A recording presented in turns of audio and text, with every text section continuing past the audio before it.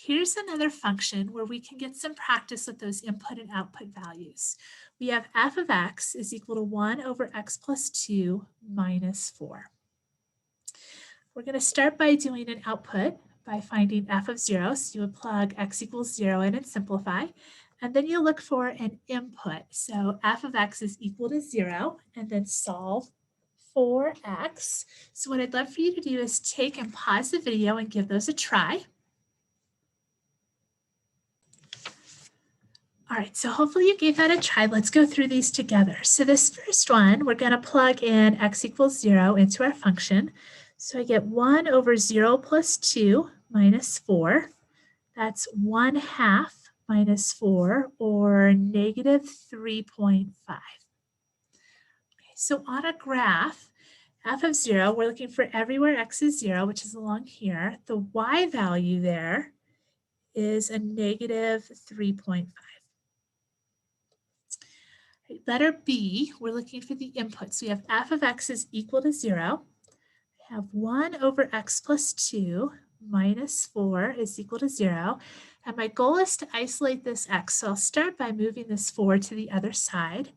I have 1 over x plus 2 is equal to 4. And then I need to get this x out of the denominator. And the best way to do that would be to multiply through by x plus 2. So this x plus 2 will cancel here. And this one will end up being 4 times x plus 2. Okay, so I'll get 1 is equal to 4 times the quantity x plus 2. We'll go ahead and distribute that 4. So get 1 is equal to 4x plus 8. I'll subtract the 8 over. That gives me negative 7 is equal to 4x.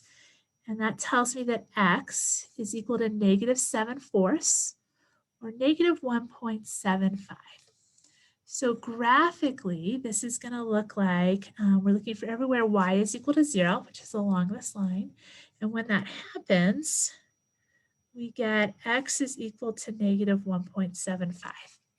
Okay, so this will give us 2 points on our graph here. All right. All right, let's consider another function. We have f of x is equal to x over x plus 1. So this is a rational function.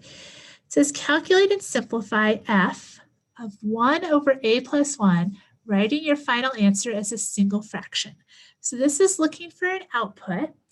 And this one is definitely looking pretty complex. I'm going to do this one with you. We'll go through 2 different ways of tackling this. There's probably several different ways of simplifying it. The most important thing when you're doing one that looks really complicated like this is being really careful to substitute incorrectly.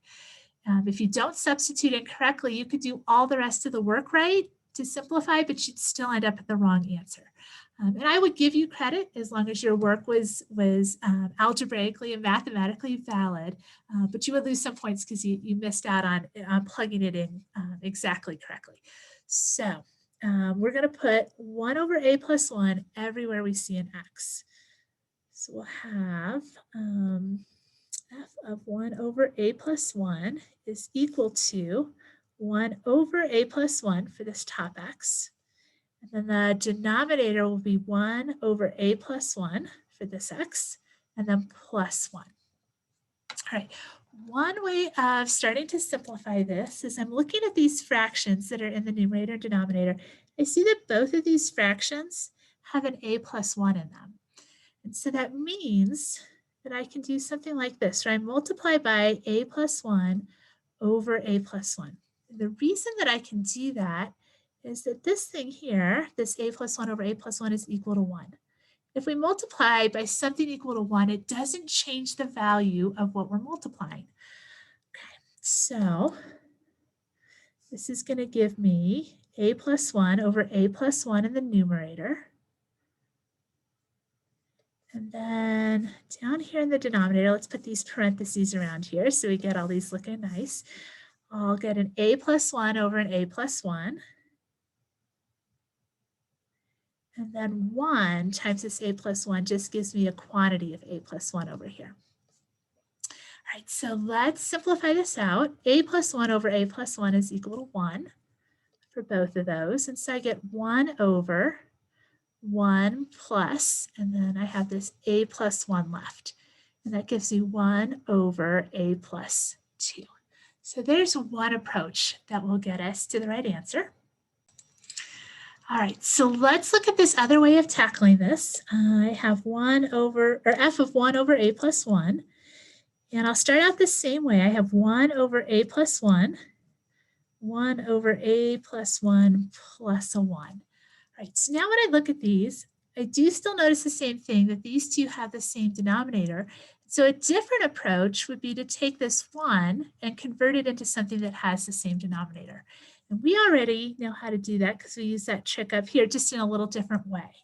So this would look like 1 over a plus 1 over 1 over a plus 1 plus, and I'll replace that 1 with a plus 1 over a plus 1. So now everything has the same denominator. And I get 1 over a plus 1, and then I'll clean up this denominator. So I have 1 plus a plus 1. So I get a plus 2 over a plus 1. And then I am dividing two fractions. So to divide two fractions means to multiply by the reciprocal.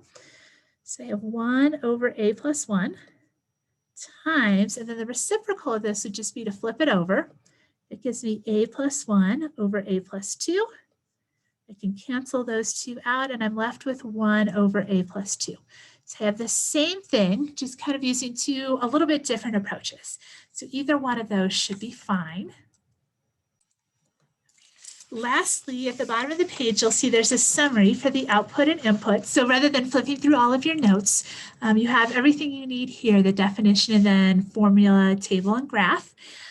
And that's it for 2.1. I'll see you back for 2.2, which is domain and range.